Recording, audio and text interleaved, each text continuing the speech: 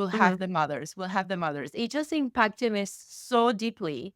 I cannot even put it into words. To me, that was like the best line in the entire movie. I agree. I think that there were multiple moments in the movie, like the moment of the embryo transfer. Oh, that was incredible. Yeah. And the look in the patient's eyes, when Yes. she looks over and she sees the catheter coming Yeah. in. And then when he puts it in at the end, she says, I think I feel pregnant. Hi, superhumans. I'm Dr. Mavis Garcia. And I'm Dr. Wise. We're two of the physician leaders at Markham Fertility Center, otherwise known as Our Baby, MFC. As fertility specialists, we've witnessed firsthand the challenges, triumphs, and the myriad of emotions that come with trying to conceive.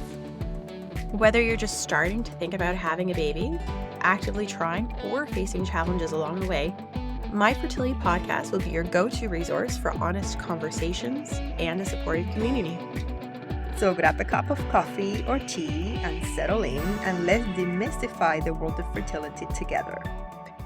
Okay, we're finally doing this. It is 7 a.m. on a Thursday, and Dr. Weiss and I got up at 5 in the morning today and drove to the clinic. It's the only time that we had all week to talk about this movie. That's how amazing this movie was to both of us. There is so much to talk about, and we're super excited. I've actually had to shut down conversations with Dr. Garcia, who has tried to talk to me in person, who has tried to text me, who has called me to try and start talking about the movie. I finally nailed you down, and I have yelled to myself, and I can finally start my verbal diarrhea about this movie because it was incredible. Even though this is what I do every single day of my life, and I've been doing it for so many years, that movie blew my mind. Like, it took my breath away, and I want everyone in the world to watch it, even if you're not a fertility patient, even if you're not part of our world. I just think it says so much about so many things that we're going to talk about. So please watch it. Spoiler alert, if you haven't watched it, stop listening to us. Watch it and then come back and listen to us Yeah. because you want to be part of this conversation. And we would love to hear from you. Tell us what you think about the movie in the podcast or Instagram or any of the ways that we love connected. First of all, we're talking about the movie Joy, which recently came out on Netflix. It's now end of November of 2024. It was a new release, came out on Netflix, I don't know, a week ago, maybe? Friday, November 22nd, which I was going to say between Friday when it came out, between Friday and Sunday, I had probably 30 Instagram messages from my followers and friends being like, "Oh my God, did you watch the movie? Oh my God, did you watch the movie?" So I was gonna wait until the holidays to like be relaxed and watch it. And then I was like, I cannot wait until the holidays. Clearly, this needs to happen right now. So I took some time on Sunday and I watched it with my whole family, which was incredible to be able to share that with them and explain some of the things that they didn't quite get. So yes, the movie Joy, it's a British movie. It's based on the true story of the birth of the first IVF baby, Louis Brown, and everything that led to that. And it goes through the story of the three people that were involved in this, which is Dr. Edward, Dr. Steptoe, and Jane Purdy. Yes. And what's really interesting about the movie is that it's told from the perspective, or we see the most about Jean Purdy, who's a very interesting person in real life in terms of her role in the birth of IVF and how IVF started. And so I don't think we need to rehash the whole movie, but it's really interesting because the story of the three of them is something that we had alluded to or something we had talked about in one of our previous podcast episodes when we talked about IVF in episode 14. We started that episode talking about the history of IVF because it's so interesting. And the thing that blows my mind the most is how recent it is. I mean, the first IVF baby was born in 1978, which is not a long time ago. And so, although nowadays IVF, well, in our world, is common and is something that we see a lot of, and I would say that it's relatively socially accepted. It's only been, 40, almost 50 years since that. And there's just so much to talk about. Like, where do we even start? You're right. There is so much, but let's start. Like one of the first things that impacted me about the movie was this concept of women going through infertility, supporting other women. Yeah. So this was a group of women who knew that Dr. Edward was trying to figure this out. They were writing letters to him, saying things like, "You're my only hope, please help me." And Dr. Edward, in the movie, they portray him as struggling with this concept of this many people trying to reach out to him, and he couldn't help all of them. So he had to create a study. He had to have criteria. So women had to be under 36 years of age because we know the fact of age fertility. So he had to do that. So they had a group of women that were recruited for the study. And they would all sit in a waiting room, just like today, like a bunch of women sitting in the waiting room, talking to each other, supporting each other. So they would all sit in the waiting room and they would call their name out, and then they would come into the office and get the injections and do their bloods. And they decided to call themselves the Ovum Club, which I love. I love that so much. And there is a time when they go out on a trip, you can just sense that they're there for each other. And the other thing that struck me is like there's a part in the movie when they talk about these women know they're not really doing it for themselves. They know that it's a very, very low likelihood that this technology that hasn't even existed is actually going to help them. They know that they're doing this so that these doctors can figure this out and help other women. And especially there's one woman there who is aging out of the study. She's about to turn 36. She's not successful. She knows she has to leave the study, and the study was the only hope. But she talks about like it's okay because she helped science and she helped the next generation of women with her participation in the study. So that really hit me in the feels so much because it's still a concept today. I mean, we see it every day. Like the Where is Helen group, the Oasis Fertility Network, the Instagram, the Facebook supports groups. We still see it today, how bonding it is to be part of this experience and how a lot of the things that we do, like Renee Higgins, who already has her baby, but she's still contributing, right? And how there is something so special about knowing that even if it's not going to help you directly, you can still help the next generation of women that comes after you.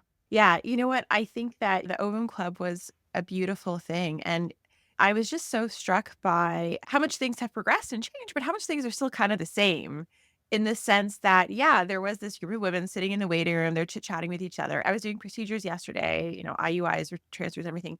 And I remember walking past the waiting room and seeing patients talking with each other and having these conversations, and they've got their phones out. They're probably like, sharing social media handles, whatever. And it's that sense of community and that sense of social supports and how important that is for many women, not all women, but how important that is for many women who are going through fertility treatments, who are going through infertility, and how it's kind of stayed the same over the years and yet it's changed. Now we have social media. Now we're connecting with people across the country, across the globe. Now we've got pineapples everywhere as a symbol of the relationships. And it's almost like a culture, right? In terms of infertility and fertility patients. And so, it's so similar and yet so different. And so it was such a beautiful thing to see that what these women are doing. And there was one part in the movie that really struck me. So when Dr. Steptoe, and again, they refer to him often as Mr. Steptoe because in the UK, surgeons weren't called doctor, they were called Mr. or whatever. So they often refer to him as Mr. Steptoe. My feeling is always called Dr. Steptoe. But there's one point in the movie where he's consenting the patients. He has them in their office and he's saying, yep, chance of likelihood are really low. This probably won't work. I have to tell you this. And I loved his sense of honesty. And I remember there was a male partner and a female partner, and they were sitting next to each other. And the male partner's like, wait a second, if the chance of success is low, like, why are we doing this? And she turns to him and is like, because we're going to help other people. Like, it was That's so right. obvious Yes. in her mind. And she totally understood that. And that was such a beautiful thing to see, that she knew that although she wanted to try, she had hope, of course, that even though the chance of success was low, she knew that she would be helping other people. And that in and of itself made it worthwhile to do the injections, the monitoring, multiple laparoscopies, right? And that was really, really striking and was so interesting to see. Another thing is that, let's just talk about how cool and how amazing is it for there to be a Netflix movie, a great quality, like truly super watchable, right? Movie on Netflix about a woman in science, right? About Jean Yeah. Purdy and about women's health. so many elements here. And I'm just like, I'm so here for it. It's about time. Yeah. Yes, exactly. I mean, the story of Jean Purdy is phenomenal, but there's many women in science who have often been maybe not necessarily forgotten, but have been relegated maybe to the footnotes of the textbooks when their roles were so, so pivotal. And so after I watched the movie, I started Googling and trying to figure out, okay, how much of the movie was real? How much was based on fact? How much was dramatized? The one thing that I thought was so interesting was that there are a couple of points in the movie where you can see Edwards and Steptoe, and they're actively including Jean in sort of what's going on. So, for instance, when the baby was born, when Louise Brown was born, and they're taking photos with the baby, and there's one point where Steptoe kind of like pulls Jean in and makes her come into the photo with the three of them. Like that actually happened, right? She was actually allowed to be a co-author. She had, top billing along with the three of them. And they always spoke about how it was the trio.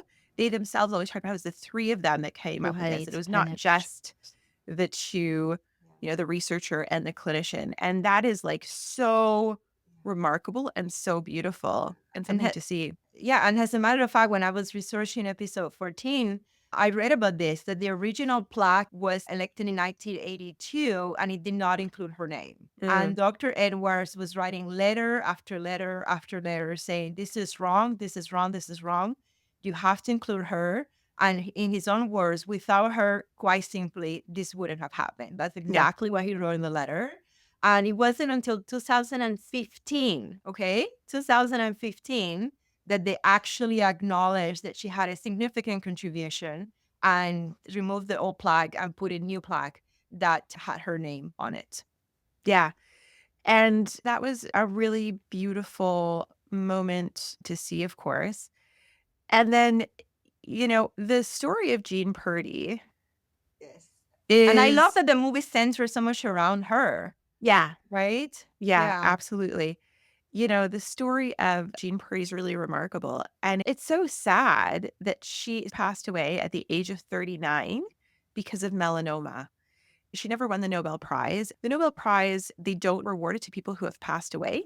So it was only Dr. Edwards got it. who won the He was Nobel the only Prize. one that was alive. Yeah. Yeah, and that was 2010. Yeah. 2010. Yeah. Yeah. And so it's so sad that she only made it to 39, which is so young. And it would have been really remarkable. She never got to see sort of that progression of her achievements and really see how much IVF and the world of fertility medicine took off and how much her contributions were valued. Wow. Yeah. And speaking of Jean Purdy, I love that the movie centers so much on her story. So they talk about how she wasn't married, but she probably had a sense that she had infertility and I don't know to what degree this is true because we can't see records about this, but in the movie, she talks about having unprotected intercourse and never being pregnant for years. And she's having a lot of pain with her cycle. So Dr. Steptoe actually diagnoses her with endometriosis and tells her it's very advanced and very severe.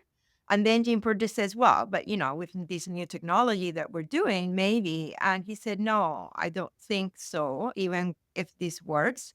And then he says, science is not ready for you yet. And that really touched me because, of course, we have made huge advances in laparoscopy, huge advances in endometriosis care. We now have medicine and surgery and IVF, but we're still not really cracking the code of endometriosis. We still don't really nail it, right? So in a way, there are many women today that we could say science is not ready for you yet because they're struggling with endometriosis and the choices are, hormonal suppression or surgery. And sometimes even that is not enough to help them. So that kind of made me reflect. Yes, we've done so much, but there's still so much more to do because I think that line still applies today. Absolutely. And I mean, even in the world of fertility, right? Pregnancy rates aren't 100%. There are still lots of issues and factors that we really don't know how to fix. Men who have no sperm or really significant decreased ovarian reserve, really bad endometriosis, recurrent implantation failure, recurrent pregnancy loss. Yes. These are the things that are still making us pull our hair out, right? Yes. It was a beautiful line. So I was reading up on Jean Purdy, and apparently she actually was a very devout Catholic. So that part was true. Whether she was, told not to come to church and sort of whether that thing with her mother, whether that was true is unknown.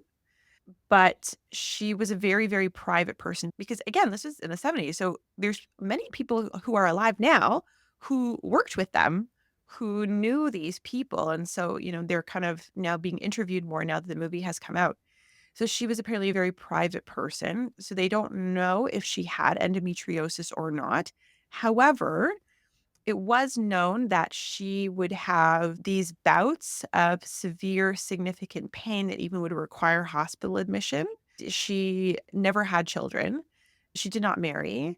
So, maybe thinking about endometriosis, it's probably a reasonable, I'm not even call it guess, I'm going to call it an inference, right? What I would have loved to have learned more about is how Edwards and how Steptoe, like why fertility, why IVF, why come up with these things? What were their driving factors and their driving motivation? Because they were totally going against the grain. I think Dr. Septo was a pioneer in laparoscopy. Mhm. And that's how Dr. Edwards went up to him and said, this is the guy I need to get the eggs out. Because we should give the listeners some context. So today we do egg retrieval through ultrasound. So you do not need a surgeon. You do not need a laparoscopy. We can put the ultrasound probe on it. But that's actually something that started in the 80s. Back then, that technology wasn't there. Like, how else would you get the eggs out of the ovaries? Now, at that time, any type of surgery that included the pelvic or abdominal organs required a huge incision, like from the belly button all the way down to the pelvis. And of course, this wasn't practical to do that, just to retrieve an egg. So Dr. Edwards was trying to figure out how to get these eggs without ultrasound. And then Dr. Septo was doing laparoscopy. He was actually being completely made fun of with this idea of like, what are you going to do? We're putting a camera in and looking. That's just ridiculous. That makes no sense. You're going to kill them.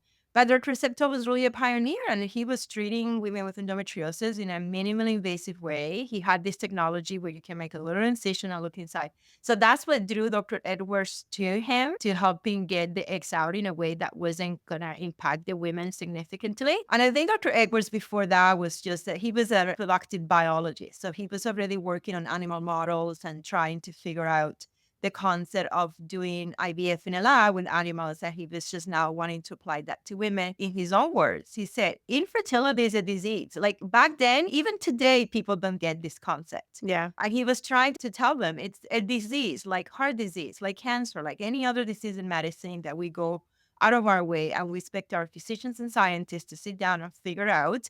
That's the way he saw infertility. Like involuntary shallowness is a disease that has significant impact on physical and mental health and needs to be treated. Speaking of that, what drove them, the thing that you mentioned, my favorite line in the entire movie is when they're sitting in a coffee shop, I think three of them, and they're saying like, people are going to hate us for this. We're going to get so much hate. They're going to come after us. They are going to like kill us in the media for this. And I think Dr. Edwards says, but we have the mothers. We'll have the mothers. And even I get teary just thinking about it because, I mean, that's why we do what we do, right? Like on those long days that seem to drag on and those early mornings when it's 4:30 a.m. and the alarm goes off and you need to be here at 6. Those difficult conversations that we have with patients day in and day out. That is ultimately what we are doing is like we have the mothers and they were mothers, obviously, but he was thinking so much about what was the ultimate intent, which is to help these women become mothers, which is why the line is, but we'll have the mothers. And ever since I heard that line in the movie, I saw it last Sunday, it's been replaying in my brain nonstop. We'll have the mothers. We'll have the mothers. It just impacted me so deeply. I cannot even put it into words. To me, that was like the best line in the entire movie. Yeah, I agree. I think that there were multiple lines and multiple moments in the movie. Like the moment of the embryo transfer. Oh, that was incredible. Yeah, like it was, And very accurate. The catheter looks exactly the same as the catheters we use. yeah. And, the look in the patient's eyes, Yes, when yes. she looks over and she sees the catheter coming Yeah. in. And then when he puts it in at the end, she says, I think I feel pregnant. Yes, yes. I love that. I love that. Yeah. Yeah, I was like, oh, yeah, it was so Yeah. striking. And I think that they did a really good job portraying a lot of the things that we do. Obviously things have changed, but in terms of the embryo transfer and in terms of the laparoscopy and like back before they had the fiber optic cameras and they Right. were looking Yes. Yes. through the direct scope. And even with the embryo transfer, they go back to Edwards, who was the Yeah. embryologist, and asked him, okay, is it clear? Which is exactly what we did today, because he had to look through the microscope, make sure the embryo didn't get stuck against the catheter. Yeah. And he Yeah. was, it's clear, it's good. I was like, oh my God, it's so well done. Yeah. That's the exact thing. And then even the C-section. So, I mean, it brought me back to my obstetrical Yes. OB days of doing the Yes. C-section and getting ready. And then the moment that the baby comes out, like, Yeah. it It was made me really want to go and incredible. renew my CMP again so I could do C-sections again. No, no, no, no. I'm going to put my foot down there. I know. You do I not need to know. add Wow. more to your plate. Yeah, yeah, that's true. That's true. But yeah, you're totally right. I was like, oh, I used to do that. I mean, Dr. Weiss and I both had the privilege for many years in our Mhm. practice of doing the IVF and then going all the way to C-sections. And that C-section moment was so amazing to be able to do that. And I have so many stories of that. And I actually have a video of my very last C-section because my patient knew it was my very last C-section of my career. So they took a whole video of it, and every once in a while, I look at it and I just get emotional, just thinking about it as well. Yeah. One thing that I didn't like, if they have to pick one thing I didn't like about the movie, was they have the scene of the embryo transfer. And of course, knowing what I know in my mind, I was getting ready for the next. I was like, and now the pregnancy test is going to be positive. And then they're going to show the motions of finding that the beta ICG is doubling. And now they're going to show the motion of the first ultrasound, looking at a live birth, a fetal heart rate in the uterus. But they didn't show any of that. And then it's like they do the embryo transfer. And then the next thing, she's about to give birth. And he says to her, at midnight, we'll have your baby, which was great in the scene in itself. But I felt like there is so much that happens between the embryo transfer day and the have a baby time, that's so much that I feel like the movie really missed a great opportunity to highlight that. And I thought maybe they would have some of the perspective of the parents and the doctors, because we're both living this. If there is a little bit of spotting, if there's a little bit of cramping, if the ultrasound, has a little issue.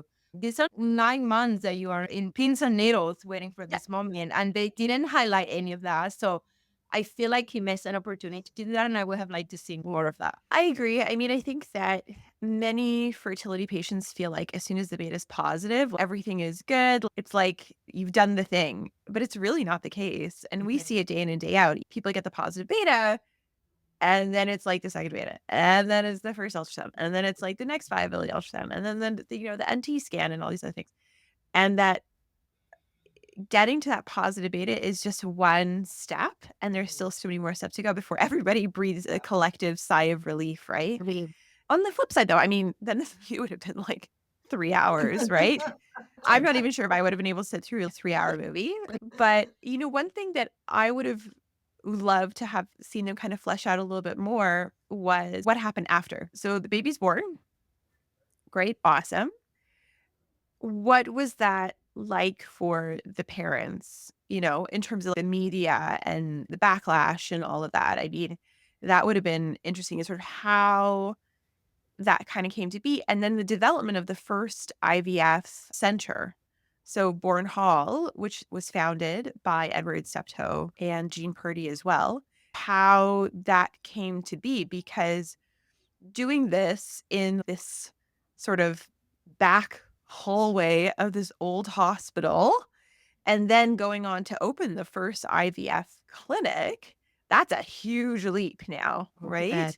In terms of financial, in terms of social, in terms of government regulations and sort of how that all went down and research money and funding. That would have been kind of interesting to see how that progressed and how that developed. One thing that's really awesome, though, is that this movie underscores how important, like when people say, oh, it takes a village to raise a child. No, it takes a village to make a To child. make a child, Okay. exactly. Like it starts before then.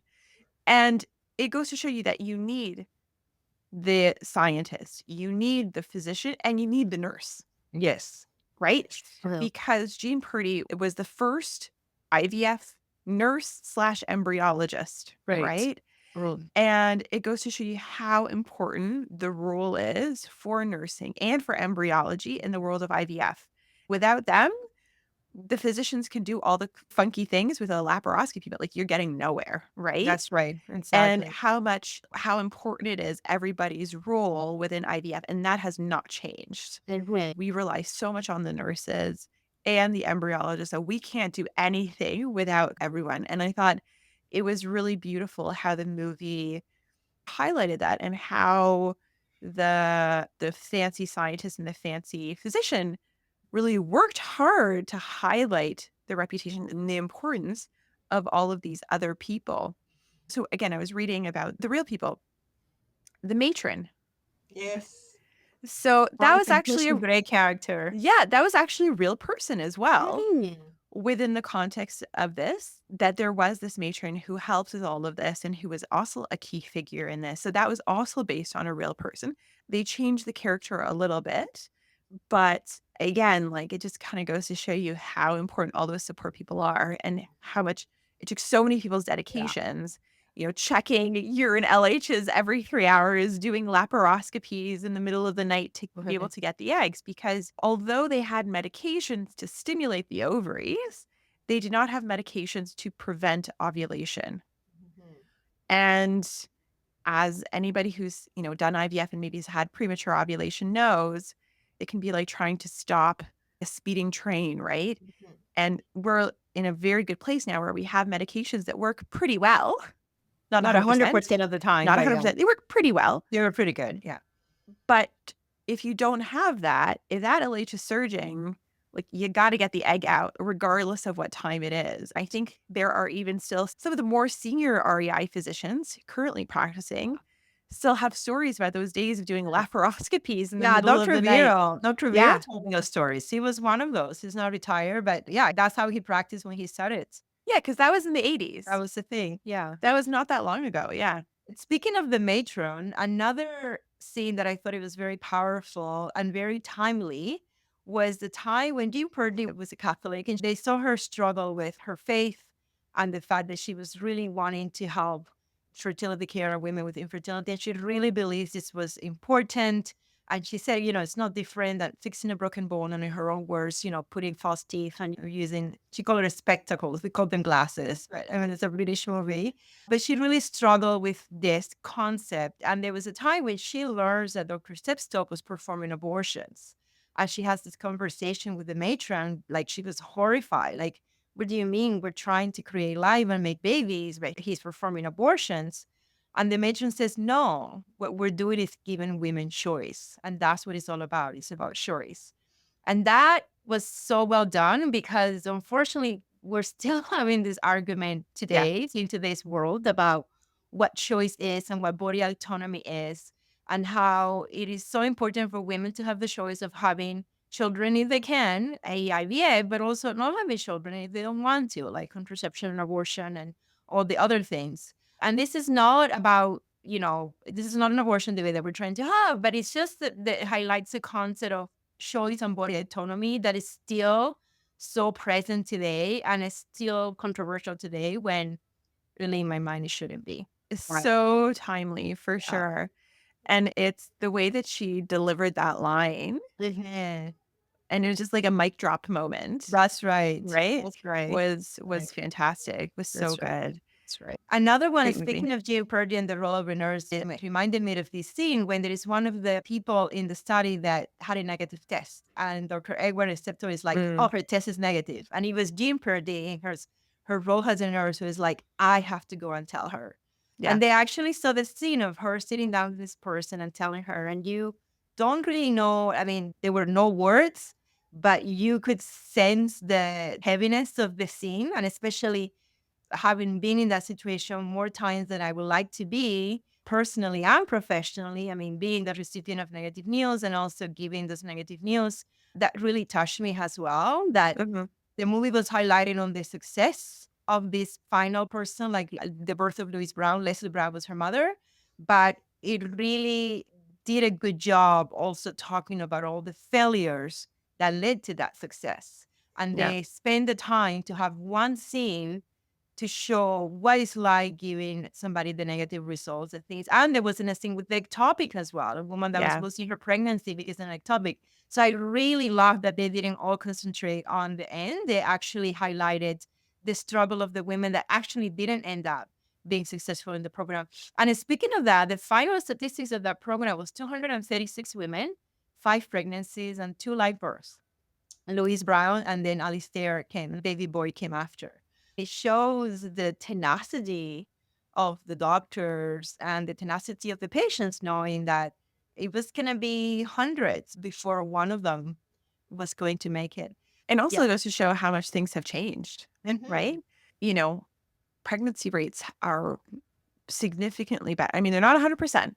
So, Yeah. it also highlights how much the technology has advanced and how much things have changed on the technology side. But the people, the way that we talk, the way those relationships are the same, right? Whether it's amongst patients and the infertility community, and whether it's, the nurse and the patient relationship. Yeah, it was phenomenal.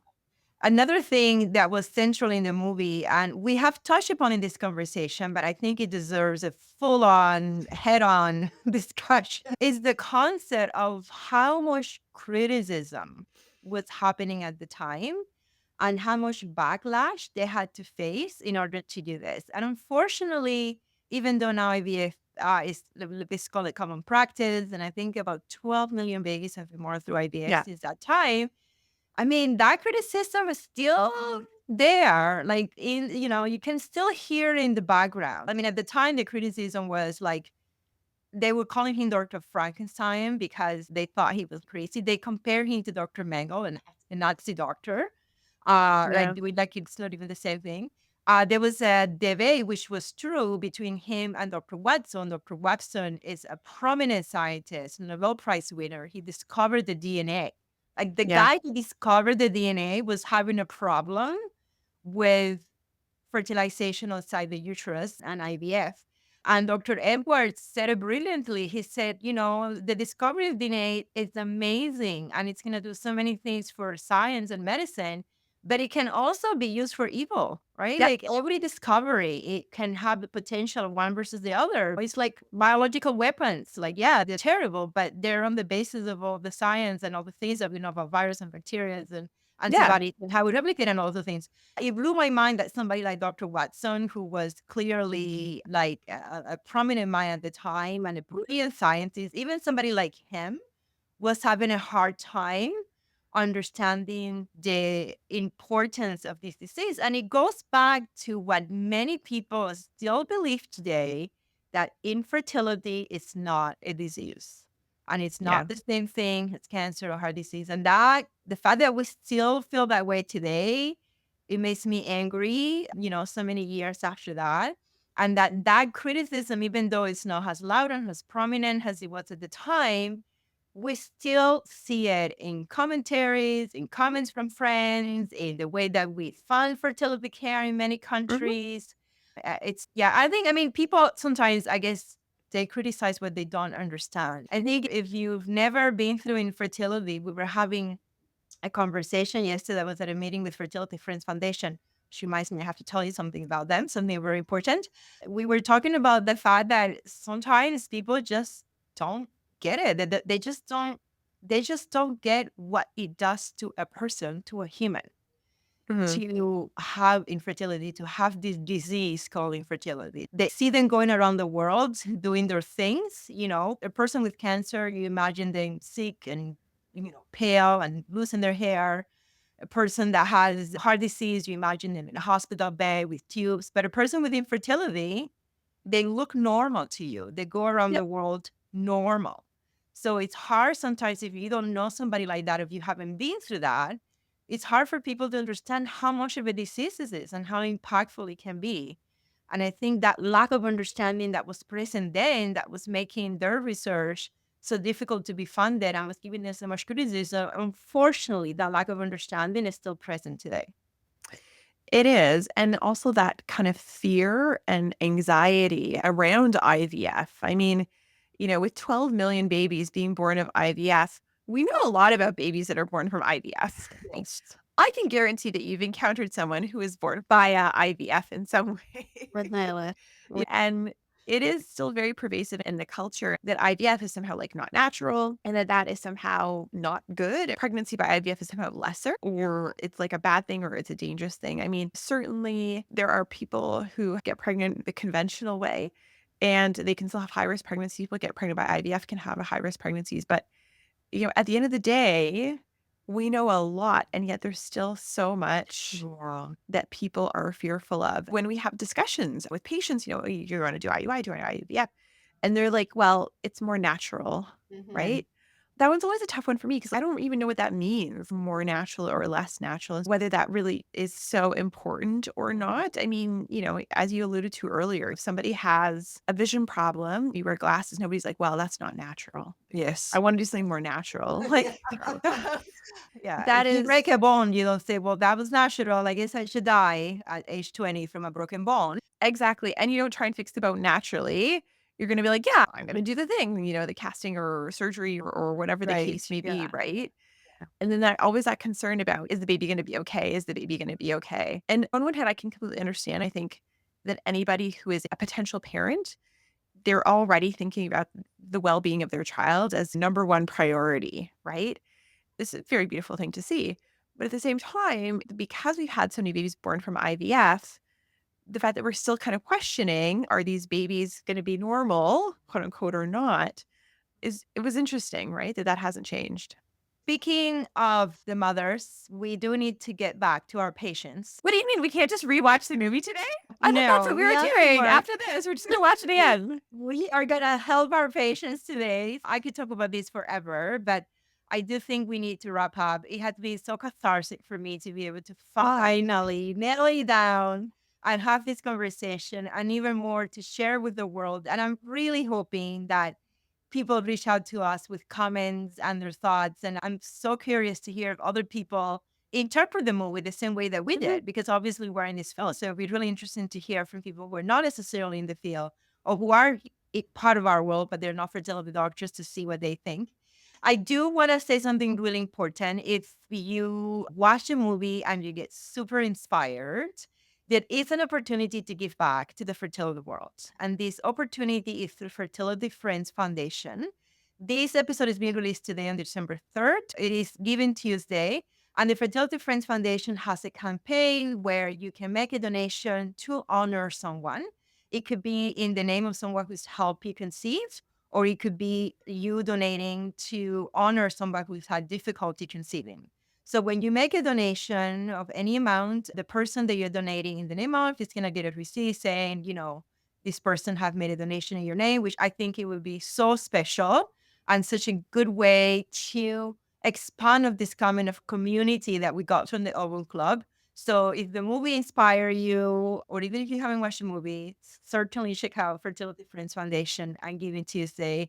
And donate has a way to say thank you to anyone who helped you, or to honor someone who it's been struggling with infertility. That is fantastic and a very good opportunity, because again, the money that Fertility Friends Foundation get from donations then goes back to helping patients get fertility treatments that they may not otherwise be able to afford. So it really just kind of keeps the circle going, which is beautiful. After watching this, if you're interested in hearing more about IVF, and specifically us talking about IVF, then please check out episodes 14 and 20 of our podcast. And then, of course, we do plan to add many more episodes about IVF that we'll be recording for 2025. So please stay tuned. Of course, if there are specific things about IVF or anything else fertility related that you want us to talk about or that you think would make a great episode idea, please let us know. You can reach us via social media or email, or carrier pigeon, or find us in clinic or anything. Just We show always up at the clinic, knock on our doors. It has been absolutely fantastic chatting with you, and it's really fun because Yeah, this is this like was one of the worth getting up at 5 in the morning for. yeah, this is actually like our first episode that we've done where we're not talking about a topic, an educational topic where we just get to like hang out. Yeah, and we didn't prepare at all. It's like you watch a movie, I watch a movie, and then we showed up and talked about it. So it was Which fun. caused a great deal of anxiety for us. Yes. She's like, I kept trying to like talk about it. She's like, I don't want to talk to you. I don't want to talk to you. Let's just talk on the podcast. Well, I wanted to save it for the podcast, right? Because True. if we talk it all out, then it's not going to be as fun. I wanted this to be real and Real, fresh. exactly. Yeah. And it certainly was. Yes. All right. Wonderful. Well, thank you everyone for listening, and check out Joy on Netflix. And that's a wrap for today, Superhumans. If you're looking to connect, get social with us. Follow us on YouTube and Instagram at My Fertility Podcast or visit us online at markandfertility.com. And don't forget, follow, subscribe, and share your favorite episode. Thanks for listening to My Fertility Podcast and for being a vital part of our community. We know you've got this. We're signing off until next Tuesday. If you found this episode of My Fertility Podcast helpful, please take a moment to head over to the review section and leave us your thoughts. Your reviews and comments are incredibly valuable to us and help guide future episodes. We also welcome you to direct your questions to info@myfertilitypodcast.com.